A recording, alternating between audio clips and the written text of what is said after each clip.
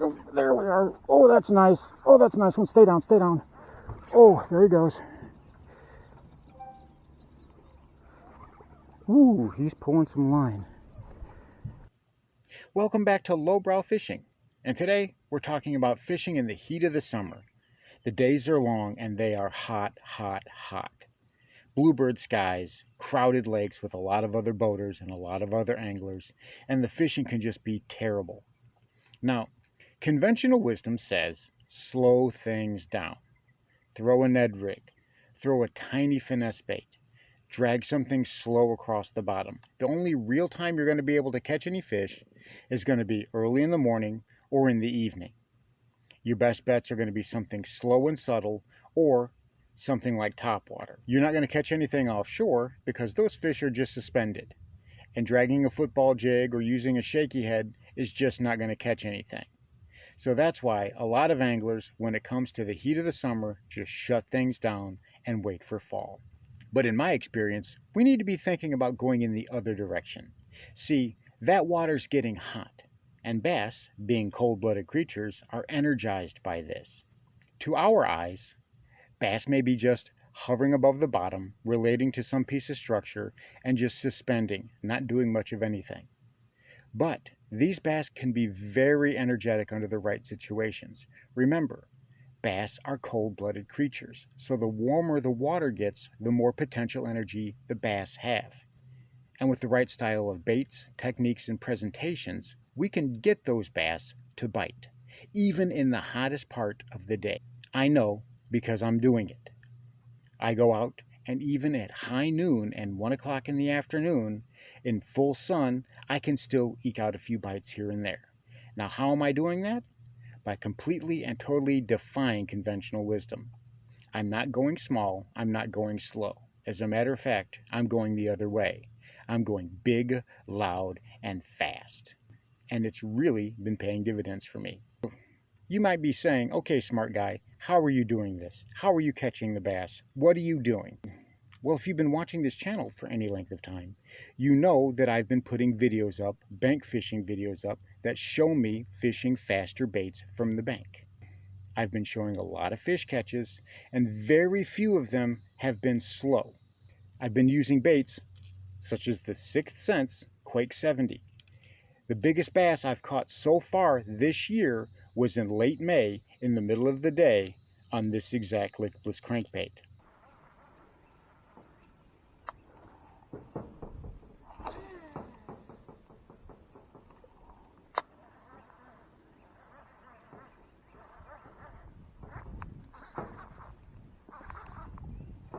Oh yeah, come on, that's a good one. Oh, that's a good one.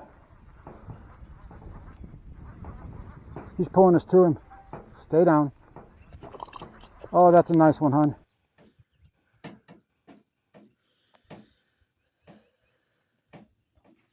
if I can work him over here to the net.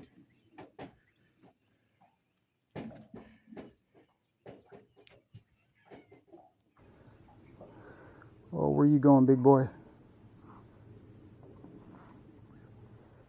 Come on. Ooh. Look at the size of this monster. There's no way in heck I'm boat flipping him. I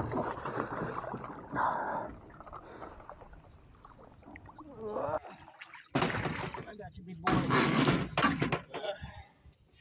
This, my dear, is a 6-pound bass.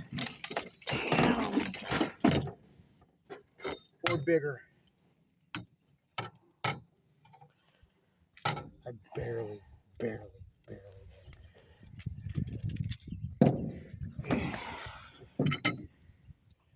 Oh my gosh. That is a 6-pound bass. I was burning it very fast.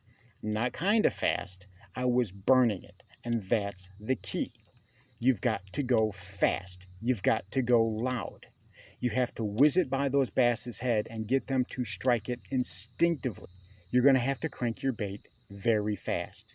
I give it about 5 or 6 cranks as fast as I can, burning that bait, and then I let it pause for a few seconds. Now this bait kind of flutters down. when you pause it, and then jerks and takes off again. It's got a really good action. It's got a really thin top right up here that gives it a super unique wobble. It's very loud underwater, and I've had a lot of really good success burning this thing and fishing it fast. I've caught so many fish with this particular bait, fishing it loud and fast. Another lipless crank that I've been using is the good old Strike King Red Eye Shad. And I've been doing this actually a little bit closer to the bank. I haven't been fishing this one as deep as I have been the Sixth Sense. But this one, if I see some laydowns, I see some structure there, and I can fit this guy in between there, I'm going to go ahead and try and work those outer areas of that with this. And again, I'm going to burn it. I'm not going to be gentle with it. I'm going to burn it. I'm going to do the 5 or 6 quick cranks as fast as I can go. If I can get it to dig down into the bottom, then all the better. But after burning it, I will let it sit. And again, this bait has a good flutter down. It will flutter down a little bit, and then I can get it to take off again. And that's when I'm getting those monster strikes. And I have had bass almost rip my rod right out of my hand. And you can tell by the fish catches that I've been posting on these baits this year, they've been really aggressive strikes.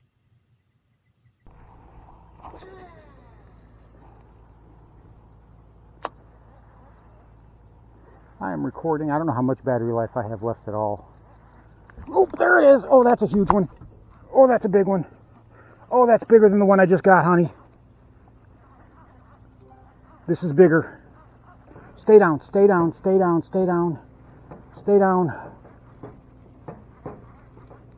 Oh my God, he almost ripped the rod out of my hand. Where are you going, biggin? Where are you going, biggin?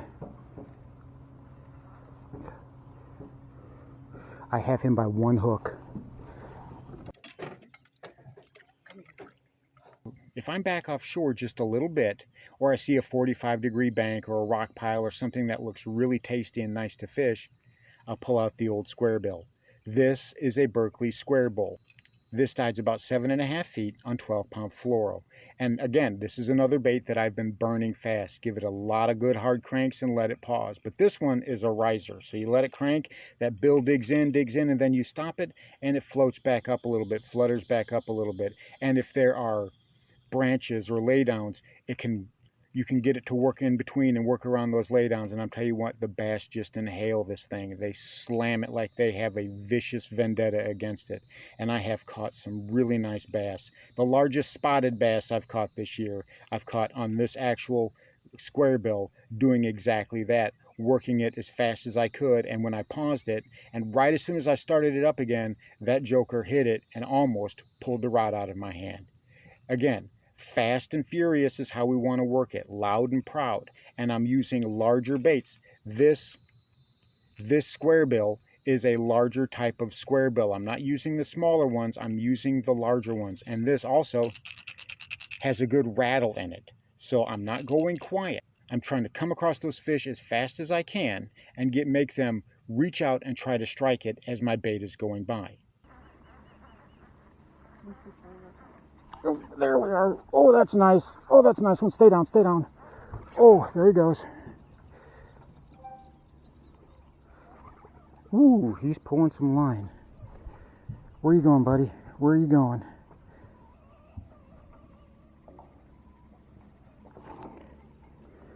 Where are you going? Ooh, yeah, he's nice.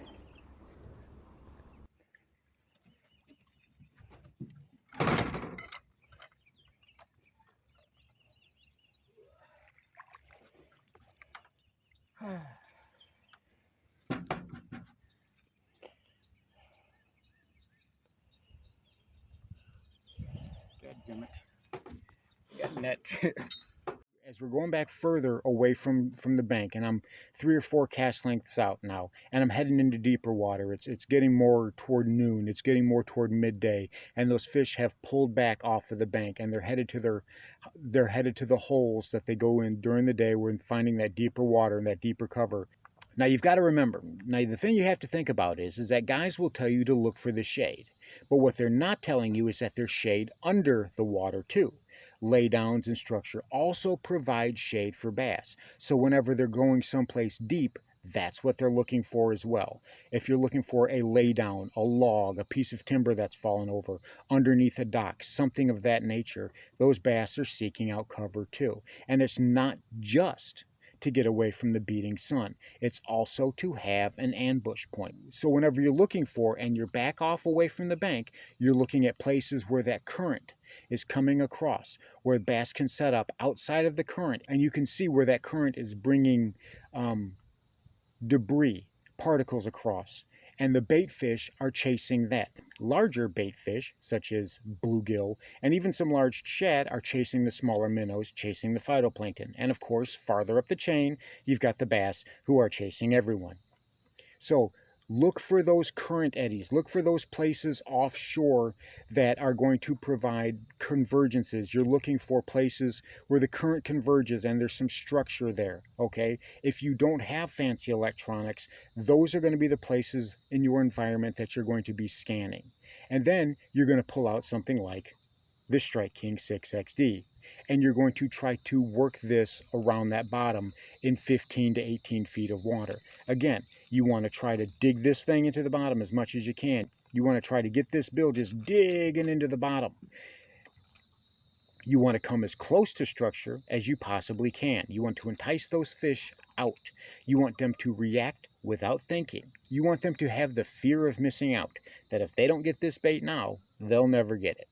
And that's how you entice those really big deep fish into striking. This particular 6XD right here is the one that I've actually done exceptionally well. I've caught several 4 and 5 pounders on it just this year by dragging it as deep as I can offshore and fishing it very fast. Again, we're talking about burning it and pausing, burning it and pausing. We're not being sheepish or shy about it. We're working it as fast as we can. And that is the key. No matter if you're working close to the bank, if you're working that mid-depth, or if you're working out deep, burn that bait. And don't go with the small ones. Go with the big ones. Now, I've heard people say that they're jointed swim baits and larger baits like that, they're not having a lot of success on. And that might be because I don't know how you can really burn those glide baits and those large moving baits. I can see where those, I can understand where that might be a problem, because I've never seen anybody really burn those. Those you use on the biggest tackle you have, chuck them out there and just work it as like you would a natural large fish. However, this is a different animal. Chuck it out there as far as you can. Make it go as far as you can. Put the wind at your back if you can, and turn it and toss it downwind. Let the wind aid you. And then bring that sucker back to you as fast as you can. 5 and 6 cranks. Burn it, burn it, burn it, burn it, burn it. Stop. 1,000, 2 1,000. Burn it, burn it, burn it, burn it, burn it. Stop. 1,000, 2 1,000. And almost every time on that pause, they will hit it so hard, there's no mistaking it. It's like setting the hook into a stump, except the stump moves. Now, last up for the hard baits that I'm doing is a jerkbait. There's not really much to say about a jerkbait that I haven't really said. Ever since the post-spawn, I've been on a jerkbait kick. I know when I go out to a new body of water and I put a jerkbait on and I start fishing it, I'm going to get bit. I work it very, very fast. And this has been my numbers game this year, is this jerkbait. I don't know what it is about this year, but a large jerkbait in this size, the larger the jerkbait that I've been using, the more effective that I've been. And I've been working them like everything else. I've been working them as fast as I can. Think about working it like a Zara spook, just underwater. You do jerk, crank, jerk, crank. You jerk it just far enough to where you can reel it in with one crank. So it's jerk, crank, jerk, crank. And this is almost walking the dog underneath. And you don't pause. You do that as fast as you can. And again, they are very hard and heavy strikes. Early in the morning, in the middle of the day, and late at night, they have just been going after these. I've been using these mainly in shallow and intermediate water, but I've done it a couple of times in deep water too. But for the most part, I've done it from the bank. I've done it from the boat. And I've caught the majority of my numbers fish working that pattern this year.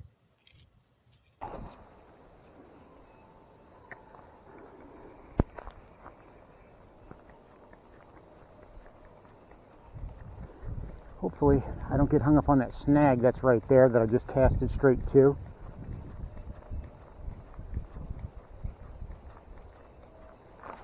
There we go, I'm on. Go get up here, you. That's a nice little chunker right there. First cast. So there you have it.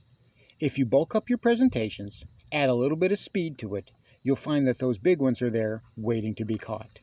And you'll find that the summertime, in the heat of the summertime, you'll be catching some of the largest bass that you can catch all year. And you'll be doing it consistently and regularly. Thanks for watching Lowbrow Fishing. We'll catch you in the next one.